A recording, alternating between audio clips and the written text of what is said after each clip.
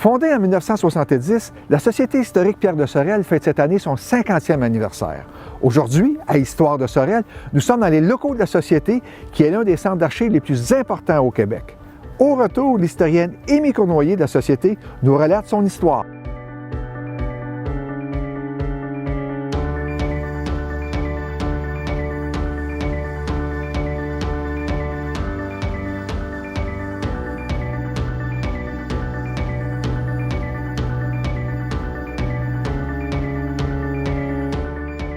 Amy Cournoyer, merci de nous recevoir à la Société historique Pierre de Sorel. Ça fait plaisir. Ça fait plaisir. Écoutez, on est au niveau du fleuve Saint-Laurent, au niveau de la rivière Richelieu, 50 ans de la Société historique. Ça vous inspire quoi, tout ce décor et toute cette histoire? Bien, un accomplissement vraiment de l'entreprise, en fait, mais aussi de la mobilisation de l'histoire locale, vraiment. Ces deux points, là, vraiment... Deux points centraux. Oui, absolument. Premièrement, bien, en tant que tel, parce qu'on voit les locaux qu'on a ici aujourd'hui, là, bien sûr, nous ne sommes pas dans la voûte en ce moment, mais vous avez eu un petit aperçu. Donc, toute cette voûte-là remplie à craquer. Parce qu'elle aura le bord. Oui, non, ben c'est le cas de le dire, en effet. Puis également, le fait, ben c'est un témoignage, en fait, que les gens de la région, l'histoire, ça leur tient à cœur. La conservation de leurs archives, ça leur tient à cœur. Puis nous, on est un peu comme l'agglomération un peu de tout ça. OK. Vous êtes combien qui travaillez ici? Temps plein, on est deux employés, donc un historien qui est moi-même et une archiviste en chef. Mais on a également des gens à temps partiel. Donc, un autre archiviste qui était avec nous auparavant, qui maintenant est tombé temps partiel. On a en ce moment une personne qui également est un peu technicienne en archivistique, qui est en train de terminer son cours. Puis, durant l'année, souvent, on a encore des gens à temps partiel qui sont par contrat. Donc, ça peut varier, mais en général, on est à peu près 4. OK. Donc, vous avez oublié le principal, votre patron. Vous avez un directeur, oui, en effet. Vous avez un directeur général. C'est vrai, mais c'est tellement nouveau. Depuis cette année, fait qu'on dirait que... Oui, c'est ça, exactement. Okay. Donc, 5, je me corrige. Okay. La mission, rappelons-le, d'une société historique, c'est acquérir, conserver et diffuser. Société historique et centre d'archives. Il faut le spécifier. Parce que la conservation se fait, bien entendu, avec des professionnels de l'archive. Un métier relativement tout nouveau au Québec. Puis le côté société d'histoire, c'est beaucoup la diffusion, la vulgarisation de ces archives-là. Parce que c'est bien de les mettre dans des boîtes en arrière, mais si on les sort pas, ça se perd un peu, là. Okay. Tout ça commence en 1970. Oui, en effet, une date où je n'étais pas née encore. Dans les temps éloignés, de personnes qui ont vraiment une passion pour l'histoire. Donc, on parle, entre autres, de monsieur Georges-Henri Cournoyer, madame Louise Balboa-Leeson, par exemple, qui sont des gens qui regardent Sorel et se disent, mais franchement, on a beaucoup d'histoires dans la région, parce que souvent, les gens l'oublient, mais Sorel, c'est pas 1905, là, ça date là, de fondation. C'est quand même la quatrième plus vieille ville absolument. Au Canada. Au Canada, exactement. Puis, eux, ils regardaient ça, puis ils se disaient, ben écoutez, il n'y a pas grand-chose. Ben il y avait des choses qui se faisaient au niveau de l'histoire locale, du patrimoine, tout ça, mais il n'y avait pas de mobilisation. Puis eux se sont dit, sans grande prétention, on va faire quelque chose, on va se rassembler, puis on va faire vivre cette histoire locale-là, on va la faire découvrir aux gens. Donc, initialement, c'est beaucoup des conférences, soit offertes par eux ou par d'autres personnes qui ont une certaine expertise.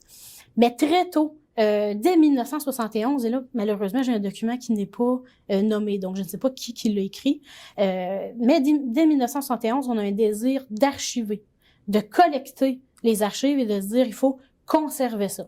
C'est pas pour rien, c'est parce qu'en fait, en 1936, dans ces coins-là, il y a monsieur Ferron, qui est un Sorellois, un commerçant de la région, et que lui a eu la même observation et a ramassé, a collecté des artefacts, en a fait un musée, puis malheureusement, le musée a fermé. Et ces objets-là ont plus ou moins disparu. Voilà, exactement.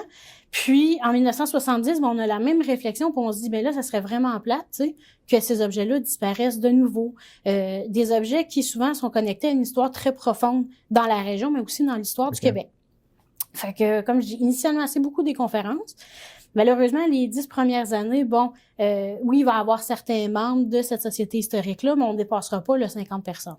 C'est vraiment des férus d'histoire qui s'intéressent à ça. Puis c'est vraiment dans les années 80 après ça que ça va embarquer. Donc, on commence, autour des années 80, on commence à acquérir des archives, qui sont des archives privées, soit dit en passant. On commence à acquérir Mais vers quelle année? Parce que là, on va commencer à parler de professionnalisation. Ben, en fait, oui et non. C'est-à-dire que dans les années 80, il y avait déjà des archives à la Société historique. Il faut dire, je vois un peu trop vite en affaires encore, il faut dire initialement, on avait été mis dans la bibliothèque de Sorel. En fait, c'est M. Jean Charbonneau, autrefois greffier de la ville de Sorel, qu'on connaît tous, qui avait dit, ben, écoutez, votre initiative est vraiment intéressante, il faut faire quelque chose avec ça, puis il y avait un espace à la bibliothèque. Il y avait des gens qui avaient donné certaines choses de leur famille et tout ça, mais rien de très monumental, mais il fallait quand même, les archiver. Et rendu au niveau des années 80, il y a plusieurs autres membres assez clés qui vont rentrer dans la Société historique et qui vont apporter de leurs connaissances, dont Mme Madeleine Saint-Martin, qui est encore sur le conseil d'administration aujourd'hui. Puis elle se dit, ça c'est tout bien, qu'est-ce qu'on fait là, mais il faudrait aller un peu plus loin. Puis c'est un peu le concert également pour les autres personnes sur le conseil. Donc on se dit comment développer ça, comment aller chercher plus loin. Et très tôt, comme je vous dis, on a un désir d'avoir un centre d'archives. Dans les années 80, je dirais pas qu'aujourd'hui c'est plus facile, mais c'est plus clair. Les étapes à acquérir, dans le fond, un centre d'archives en bonne et due forme. C'est sûr que l'idée est d'aller chercher un professionnel, au minimum à temps partiel, sauf qu'il faut des moyens, il faut vraiment un local où on peut archiver des choses. Malheureusement, la bibliothèque, c'est peut-être pas l'idéal. Donc, on a vraiment une décennie où les gens se mobilisent pour dire, on va continuer à grandir, puis on a toujours cette idée d'avoir vraiment un centre. Mais la forme de ce centre-là, en ce moment, elle est encore pas faite. Ça s'en vient. Donc, on arrive dans les locaux ici vers quelle année? Pas avant 1996. OK, donc dans l'intervalle? Dans l'intervalle, il va y avoir l'acquisition de certains fonds, dont la Sorel Industries par Mme Saint-Martin, qui là va donner un peu un coup, parce que c'est des fonds qui nous ont été donnés, qui ont beaucoup de choses à l'intérieur. Et là, ça, il faut mettre ça quelque part. Donc, la Sorel Industries, on parle d'une ancienne marine industrie ou? En fait, c'est qu'il y avait la marine et l'industrie de la Sorel qui était, je veux pas dire à côté parce qu'elle était tout autant importante, mais c'est des secteurs différents, bien entendu. Puis dans les années 80, marine est toujours très vivante, là. Donc, quand je parle vraiment de Sorel Industries, c'était Saint-Joseph de Sorel, vraiment sur le bord de l'eau, là. Il y avait une séparation vraiment au niveau des archives. Puis, oui, c'est ça, Sorel Industries, qui va nous être donné et qui représente plus ou moins, pour vous donner une idée, une trentaine de boîtes minimum, là. Puis des boîtes assez bien remplies. OK, donc de documentation relatant la vie de l'entreprise, en grosse majorité, des photographies qui ont été prises, des dossiers d'employés, des projets. Vraiment, il y a une grande diversité au niveau des archives. Donc, c'est le premier fonds d'importance. On peut dire ça. Par la Société historique. Oui, en effet, c'est notre P001. Votre P001. On est le premier. OK, donc c'est le patient zéro. Oui, c'est ça, exactement. C'est le patient zéro. Arrive une archiviste professionnelle. Avant ça, il y a M. Gariepi. Je sais, on a eu beaucoup d'employés qui sont venus et ça c'est assez confus. En fait, au début des années 1980, si je me souviens bien, 1990, excusez-moi, si je me souviens bien, c'est mi-février 1990, même avec l'aide de M. Plamondon. On est allé chercher... M. Plamondon, le député actuel. Oui, en effet. On est allé chercher une certaine subvention qui nous a permis d'aller chercher un archiviste, mais à ce moment-ci, à temps partiel, M. Gariepi. Puis lui, dans le fond, ce qu'il a fait, c'est qu'il a vérifié ce qu'on avait acquéri déjà. Puis il a dit, vous devriez faire telle chose pour devenir vraiment un centre agréé. Parce qu'à ce moment-là, on avait l'intention de le faire. Mais on n'était pas rendu là. Puis de 1990 à 1996, on va vraiment, premièrement, changer de local. On sera plus à la bibliothèque de Sorel, on va tomber à l'Académie Sacré-Cœur. Et en mars 96, le bâtiment ici va être construit en 95-96. On va venir s'établir dans les locaux. Donc, à ce moment-là, on acquiert une voûte vraiment en bonne et due forme. Mais il faut regarder au niveau de la température. Il y a certains critères au niveau de la BNQ, qui est les bibliothèques et archives nationales. Bibliothèques et archives nationales du Québec. Oui, en effet. Il y a certaines particularités, qu'il fallait qu'on change quelques éléments, mais en déménageant ici, ça nous donne vraiment une belle go en bon français. 1996, date importante. Oui. Il y a déménagement ici. On peut installer une voûte à température contrôlée, ce qui permet d'obtenir un agrément de Bibliothèque et Archives nationales du Québec. Donc, c'est le début de la professionnalisation. On peut dire ça comme ça, vraiment, parce qu'en fait, l'agrément, puisque, tu sais, je veux dire, quelque part, c'est un bout de papier, là, pour les gens communs, que ça change vraiment pour nous autres, c'est de dire aux gens, de dire, écoutez, nous, premièrement, on est obligé d'avoir une archiviste. Donc, un professionnel de son métier, fait que c'est pas n'importe qui joue là-dedans puis qui archive ça de n'importe quelle façon. Il y a également le fait que, par exemple, s'il y a un feu, s'il arrive un désastre naturel, nous, on a tous des politiques en mesure de dire, si ça l'arrive, qu'est-ce qu'on fait? Il y a jamais d'imprécision par rapport à ça. Puis c'est également dans l'objectif, comme je vous dis à un moment donné, de diffuser cette archive-là. Ça fait également partie de notre agrément, donc on est en obligation. Okay. On peut pas juste garder ça, nous. Là. Quand on parle d'agrément, quand on parle d'archives, on parle essentiellement de documents papier. Habituellement, oui. OK. Donc, c'est des documents papier que les gens ont en leur possession. Ça peut être des photographies, ça peut être des films, ça peut être des mémoires, ça peut être... En général, je vous dirais, nous, notre mandat ici, c'est vraiment la MRC Pierre de Sorel, Marguerite Douville. C'est sûr que s'il y a quelqu'un qui nous arriverait, par exemple, avec des documents, mettons, je sais pas moi, de Maurice Duplessis, ben c'est sûr qu'on leur dirait, écoutez, Montréal est peut-être plus adapté pour vous, mais c'est sûr qu'on les laisserait pas aller. Okay. Le type de documents vraiment qu'on a souvent, c'est des documents textuels parce que la plupart des archives qu'on a en arrière, souvent, c'est d'entreprises. D'entreprise, ça fait beaucoup de papier. Okay. Mais au niveau des particuliers, oui, il y a beaucoup de documents photographiques, qu'on a des vidéos, quelques éléments audio sur vinyle également qui sont vraiment intéressants, des discours politiques entre autres. Okay. Mais oui, non, c'est ça. Est-ce que c'est tout le monde qui peut venir déposer des documents à la Société historique? Absolument. Il n'y a pas de frein par rapport à ça. Donc, les gens qui ont des documents historiques peuvent venir, ils n'ont pas à juger si c'est historique ou non. L'archiviste professionnel, ici, à la Société historique, va prendre action. Absolument, absolument. Puis, souvent, ce qu'on dit, bien, écoutez, si vous êtes dans le doute, amenez-le, à moins que ce soit immense, là. Okay. Après ça, nous, on peut se déplacer, nous aussi, là. Tu sais, okay. On est assez convivial comme ça. Puis, la personne, après ça, on leur dit, bien, écoutez, je comprends que pour vous, ces objets-là ont souvent de la valeur émotionnelle. Okay. Fait que si on regarde ça, puis nous, finalement, on va pas nécessairement le prendre, on peut toujours vous rappeler. Okay. Tu sais, ça peut se faire, là. Il n'y a pas de frein à ça, là. Il n'y a pas de frein. On va parler de documents, mais est-ce que la Société historique va recueillir ce que vous avez appelé tantôt des artefacts, c'est-à-dire des objets? Je pense au collier des mers qui est ici, là. Oui, non, par nécessité. Ben, en fait, c'est un développement assez récent. Parce qu'en fait, au niveau des objets, des journaux, tout ça, théoriquement, ça fait pas partie de notre mandat, mais nous, on s'est agrandi par rapport à ça. Entre autres, le secteur Société d'histoire que je représente. Parce que c'est toujours plus fun de présenter des objets que juste des documents textuels. Puis oui, à travers les années, les gens sont venus nous donner, je pense entre autres à monsieur Joseph Cardin, que quelques boîtes là, assez significatives d'objets, soit de la vie courante, soit des objets très particuliers, ben comme ici, on vous présente en partie l'exposition qu'on a fait pour cette année. Puis c'est des objets que la ville de Sorel nous a donné en partie, là, pas nécessairement la plaque de monsieur White ici, mais entre autres le collier des mers, comme vous dites, les maillets que vous voyez là en bas. Ça, c'est les anciens maillets des mers. Oui, en effet. Puis dans le fond, c'est encore dans l'idée de dire, ben tant que ça reste à la ville, puis qu'il y a personne finalement qui l'utilise, ben en nous le donnant à nous, à ce moment-là, on peut les sortir, on peut les présenter aux gens. Ben, c'est quand même des beaux objets aussi, là. Quand même. On arrive, donc, l'agrément. On arrive, disons, autour des années 2000. Oui.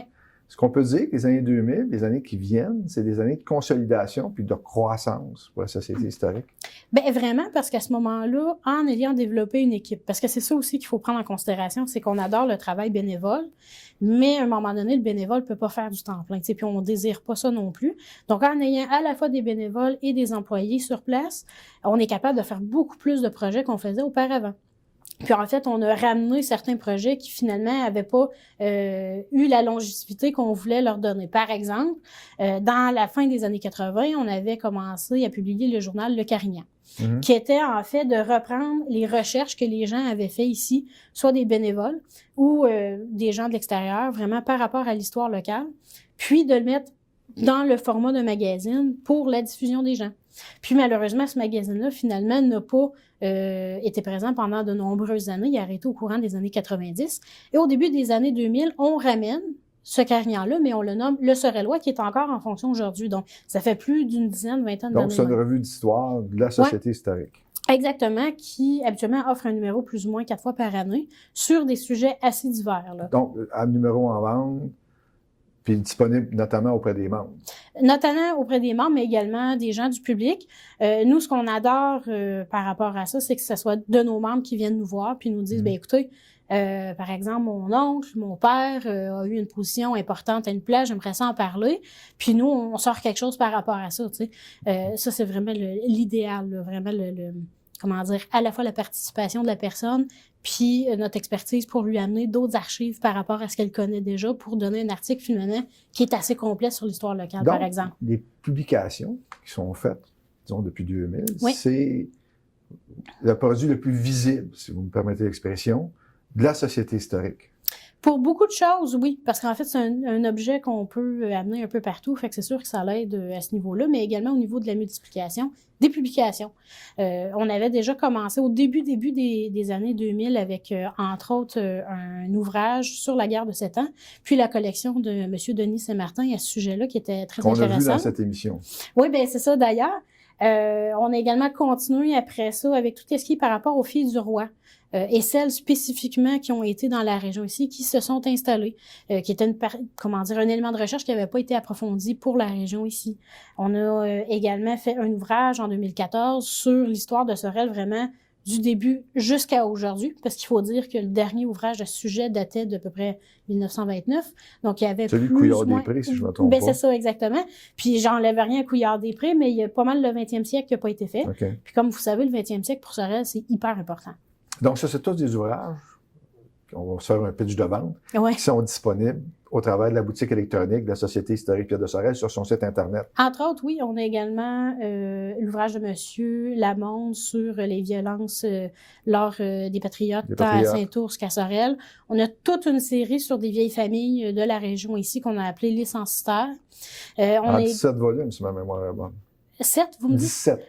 17, je pense que le compte est bon, en effet. Puis, écoutez, comment dire, ça a été quelque chose de très, très innovant comme façon de faire par rapport à cet ouvrage-là, parce qu'on proposait un contenu plus général de Sorel, c'est-à-dire certains éléments que peut-être des gens de l'extérieur ne connaîtraient pas, et après ça, une partie de la généalogie de ces familles-là, mais beaucoup de contextualiser certains personnages de cette famille-là. De la région. Oui.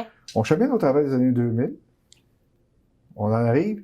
Est-ce qu'il arrive un moment où la société devient, le mot qui me vient à l'esprit, c'est devient importante? Ben, en fait, je pense que la société l'a toujours été un peu. Puis je vous dis ça parce que tout récemment, en fait, on a découvert ça pendant la recherche pour l'exposition en ce moment-ci à la société sur les 50 ans de la société en tant que telle. En 1980. Un archiviste à Ottawa pour la Société d'histoire d'Ottawa nous contacte par courrier pour nous dire, écoutez, on a trouvé une archive qui vous concerne à Sorel. Puis il faudrait peut-être faire quelque chose par rapport à ça. Puis probablement que ce serait adressé, j'imagine, à la ville, mais c'est un peu particulier qui passe par nous en 1980, quand ça fait simplement 10 ans de notre existence, là, tu sais. Fait que déjà là, moi, je pense qu'il y a un élément tout de suite qui nous dit, ben, tu sais, il y a une référence, là. Mais là, on est curieux, on parle de quoi? Ah oui, non, ben oui. Le document, en fait, c'était... là, je vais paraphraser, bien sûr, parce que je l'ai pas eu en main, ce document-là, mais c'était l'officialisation comme quoi la ville de Sorel est en 1881, si ma mémoire est bonne, mais là... Incorporée. Ouais, on peut dire ça comme ça. Puis c'est quand même un gros parchemin qui vient, d'Angleterre, tout ça. Et pour une raison inconnue, ce document-là s'est ramassé à Ottawa. Et c'était une madame qui a eu ça, qui a donné ça à la Société d'histoire d'Ottawa, justement, parce qu'elle était, elle voulait pas garder ce document-là. Puis, ça restait là pendant au moins 40 ans, minimum. Puis, à un moment donné, il y a un archiviste, en faisant le traitement, il a fait, ben oui, qu'est-ce que c'est ça? Là, ce document-là, actuellement, il est résident où? J'imaginerais à la ville. OK. Il serait résident à la ville. Ben, en fait, c'est-à-dire... Dans les voies de la ville. Oui, en effet, c'est-à-dire que nous, quand on a reçu ça, tout de suite, on a contacté le greffier, puis on a dit, ben voyons donc. Ça appartient à la ville. Ben oui, absolument. Puis, en 1980, c'était M. Fournier, si je ne m'abuse, qui était maire. Puis, il y a eu une grande célébration par rapport à ça. C'était le retour de ce document officiel. Le retour d'enfant prodigue. Ouais, c'est un peu ça. Fait que déjà, dans les années 80, je pense que le fait qu'on était là, que la personne est passée par nous, ça témoigne d'une certaine importance. Mais plus récemment, à travers les années, je pense que le fait qu'on s'est vraiment diversifié au niveau de nos services, le fait qu'il y a de plus en plus de personnes qui ont un réflexe de venir nous voir. C'est par exemple, un parent est décédé, à la place de jeter les choses, on nous appelle. Donc, tant aux particuliers que, je pense, pour les entreprises, il y a un réflexe qui se développe. On arrive en 2020. Oui. Ce qu'on constate en regardant l'histoire de la société historique, c'est que l'arrivée d'un directeur général, qui est un poste permanent en termes administratifs, ça signifie quoi pour la société historique en termes de développement, en termes de phase, si vous voulez, d'évolution? Ben moi, je pense que c'est le début d'une nouvelle ère. Rien de moins. Pour la simple raison que, ben ça a l'air Ça a l'air un peu stupide. C'est pas juste, ça, pas juste un geste administratif. Non, pas du tout. Il y a une signification. Pas du tout. C'est parce qu'au niveau de l'organisation, je pense qu'on est rendu assez gros pour encore plus se développer. Puis continuer à se développer sans un directeur général, c'est impossible. Tout simplement. Là, je vous expliquerai pas comment ça fonctionne en entreprise. Je pense que tout le monde le sait. Puis, comment dire, nous, on a des gros projets qu'on aimerait ça réaliser. Malheureusement, moi, je peux pas faire ça tout seul. Ma collègue peut pas faire ça tout seul non plus. Voilà de l'aide. Non, ben c'est ça. Puis à un moment donné, c'est le fun de bénévolat, mais on aimerait ça avoir encore plus d'employés vraiment se développer pour être un centre d'intérêt. Ça, c'est intéressant. C'est quoi le rôle des bénévoles ici? Ben, il y en a plusieurs, en fait. Ça dépend, je veux pas dire ça dépend ce que le bénévole veut faire, mais c'est sûr que la partie, par exemple, du conseil d'administration avec vous, quand on a des événements, souvent, ça peut être intéressant d'avoir des bénévoles, soit pour discuter avec les gens qui sont là, aider à l'organisation également. Un et l'autre, sont disponibles. Puis c'est également aussi dans la vie de tous les jours de la société, c'est-à-dire que souvent, les gens vont nous poser des questions, par exemple, soit sur la généalogie, sur la nature d'un objet, certaines recherches particulières, de savoir la fresque au bureau de poste, c'est qui l'a fait. Puis parfois, c'est des recherches qui peuvent être assez longues.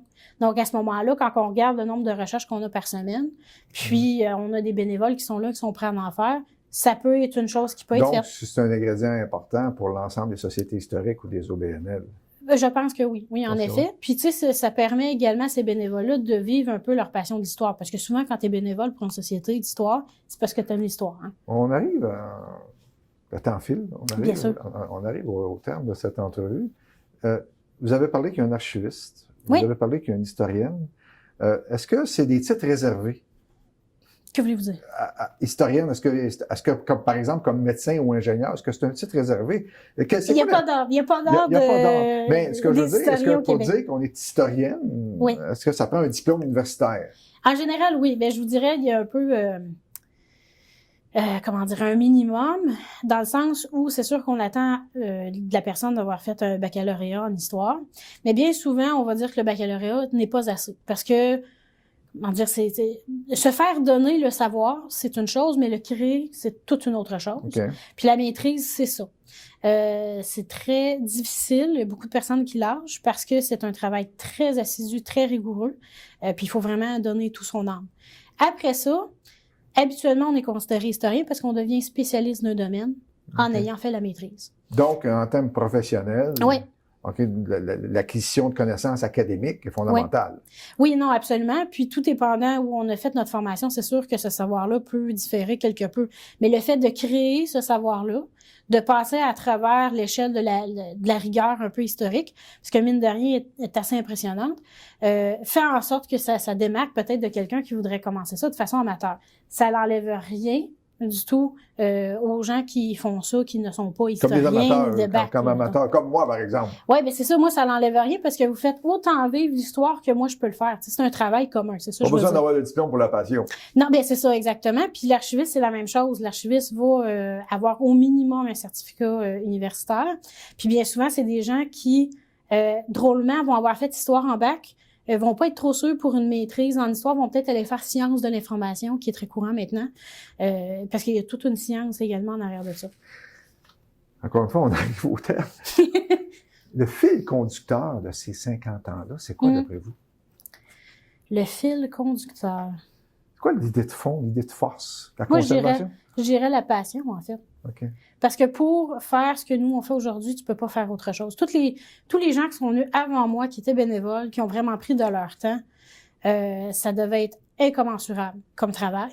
De monter ça, de dire aux gens, faites-nous confiance. Aussi, il y a un peu ça également dans cette histoire-là, de dire aux gens, ben tu sais, les photos de votre père en 1932, nous, on va s'en occuper. Il faut pas avoir du front, là, mais il faut avoir une certaine confiance puis une certaine passion de dire, ben tu sais, avec la conservation, on va être capable d'arriver à quelque chose. Okay. Habituellement, quand je termine l'entrevue, je dis toujours à l'invité le mot de la fin. Ami Cournoyer, le mot de la fin. Mais là, je vais le prendre. Ben c'est bien correct.